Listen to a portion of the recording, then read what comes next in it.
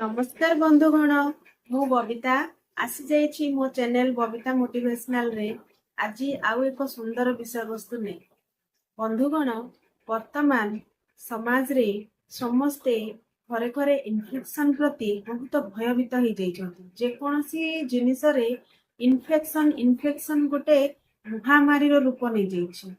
आज्ञा संक्रमण बा इन्फेक्शन को डरी आज घर भितर चार जन व्यक्ति रहुतिले मध्य सेमाने जो समय रे जनकर जणे जनकु नीड करिथाए आवश्यक करिथाए तार आवश्यकता थाए जोथि पई परिवार गढ़ा जाए बना जाए सेही समय रे ही जणे जनकु छाड़ी दउची केवल इन्फेक्शन डर रे। आज्ञा परिवार करूचे कहीं एमती तो आम भल थिले समस्ते एका भी रही परिबा किंतु परिवार दुख समय जने जनकर साहाय्य करिवो असुविधा समय जने जनकर साहाय्य करिवो शारीरिक असुस्थता थिबा समय जने जनकर साहाय्य करिवो बोली आमे परिवार करथाउ। जदि परिवार थाई आपणकर स्वास्थ्य खराब थिबा समय रे आपन इन्फेक्शन भय रे एका छाड़ी दिया जाउची ताहले से परिवार थिबार लाभ कोन आज्ञा आपण कहंतु। हाँ बड़ किछि जिनस होला जेमति हमर कोरोना चलथिला पैंडेमिक सेटा मारात्मक थिला एवं बहुत इन्फेक्शियस थिला से समय रे मध्य लोक निजर प्रिकॉशन नै कि घरे जदि के पडुथिले ताको देखुथिले ताहले साधारण ज्वर टिके हेले थंडा टिके हेले काश टिके हेले मଣିଷଟିର ମୁଣ୍ଡ ବିନ୍ଧା ହଉଥିବ ଗୋଡ଼ ହାତ ବିନ୍ଧା ହଉଥିବ ସେଇ ସମୟରେ ଇନଫେକ୍ସନ ଭୟରେ ମତେ ଥଣ୍ଡା ଡେଇଁଯିବ ମତେ ଜ୍ୱର ହେଇଯିବ ମୁଁ କାହିଁକି ହଇରାଣ ବି କହିକି ଯଦି ଆପଣ ଘର ମେମ୍ବର ହିଁ ସେଇ ମେମ୍ବରଠୁ ଦୂରେଇକି ରହିବେ ତାଙ୍କର କେୟାର ନେବେନି ଇଭିନ୍ ଆପଣ ତାଙ୍କୁ ଟଚ୍ କରି ଦେଖିବେନି ଯେ ତାଙ୍କୁ ଜ୍ୱର କେତେ ଅଛି କଣ ଆପଣ ତା ପାଖକୁ ଆସିବେନି। सी जदि पड़ी पड़ी दूर आसी मेडिसिन दे दे पड़ेले जे तू तोर मेडिसिन खा भल हे आपण ताकू टच करी देखिबेनी ता पाखरे बसिबेनी मुंडटा दरज होउची जदि आपण मुंडटा को टिके आउसी देबेनी गोड़ हाथ टिके आउसी देबेनी केवल इन्फेक्शन भय रे ताले या ठारू अमानविकता आउ किछि नाही। कौन होउची ना घरे जते बेले छुआटीर देह खराब होता है माँ के छुआटी को छाड़ी रही पारे ना से जहाँ हो बांती करू झाड़ा करू ज्वर हो जहाँ हो सी छुआटी के कोड़ धरी रहे ता पाखरे रहे बड़ छुआ होता पाखरे रहे किंतु आज्ञा से छुआ जिते बड़े बड़ हो जाउची से इन्फेक्शन भय रे निजे भी दूरे जाउची एवं जदि वृद्ध पितामाता थिबे काश होउथबो ताहले से निज छुआ मानकु मध्य तांको ठारू दूरेई रखुची जे जेजेबापा जेजेमा ठारू मो छुआ मानकु काले इन्फेक्शन हे जिवो।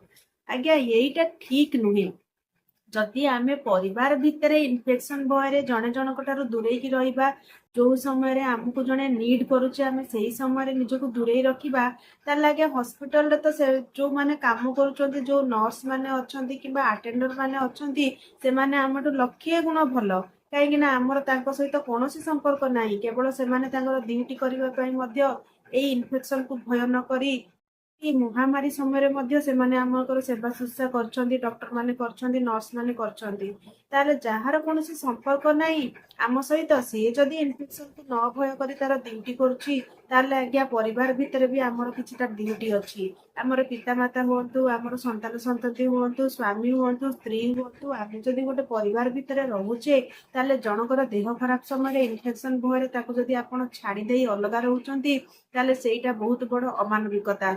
आज आज्ञा ताको हेछि काली सकाळु आपण को भी हेई पारे जदि सेही व्यवहार आपण सहित से करती ताले आपण को केमिति लागिवो तेणु जेकोसी व्यवहार करने पूर्व प्रथम निज उपरे सेटा केमिति लागिवो जदि आपण भाबिबे ताले आपण भूल काम केबे करि पारिबे नाही।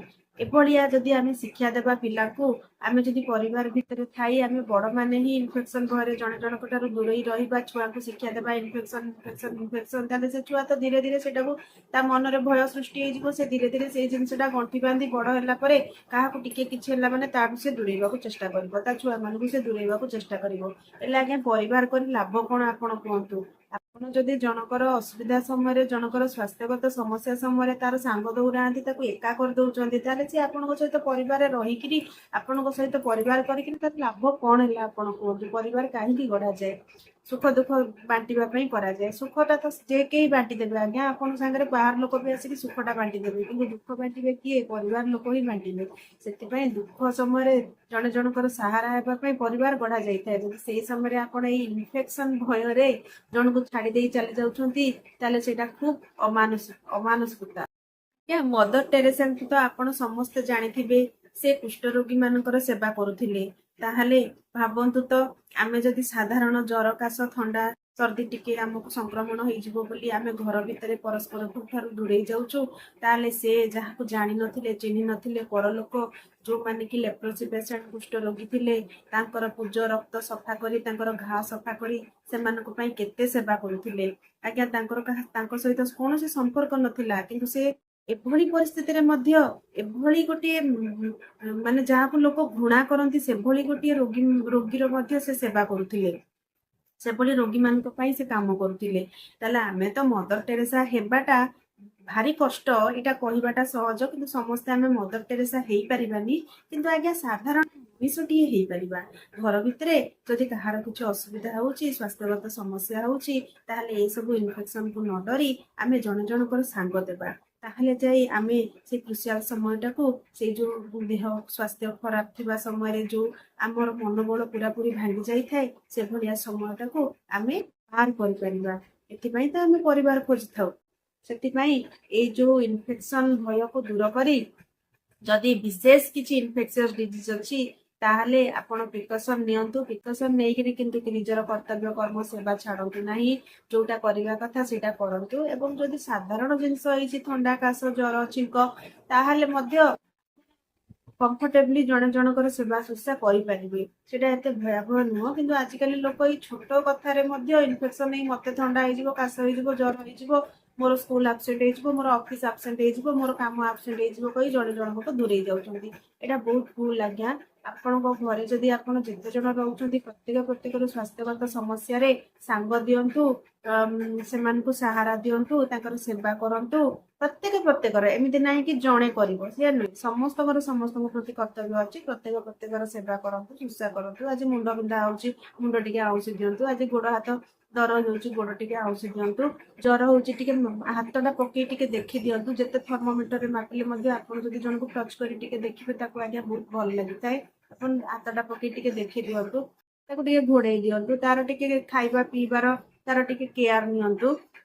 ଏଭଳି କଲେ ଆପଣଙ୍କ ପରିବାର ଭିତରେ ସମସ୍ତଙ୍କ ମଧ୍ୟରେ ସ୍ନେହ ଶ୍ରଦ୍ଧା ବଢିବ ଏବଂ ପିଲା ମଧ୍ୟ ଆପଣଙ୍କଠୁ ତାହା ହିଁ ଶିଖିବେ। ଆଉ ଆଗକୁ ଯାଇ ଆପଣଙ୍କ ପ୍ରତି ସେଇ ବ୍ୟବହାର ଦେବେ ଏବଂ ତାଙ୍କ ପିଲାମାନଙ୍କୁ ମଧ୍ୟ ସେଇ ସଂସ୍କାର ଦେବେ ଆଜ୍ଞା, ଯାହା ଦ୍ୱାରା କି ସମସ୍ତଙ୍କର ଏଇ ଦୁଃଖ ସମୟଟି ସୁରୁଖୁରୁରେ ପାର ହେଇପାରିବ।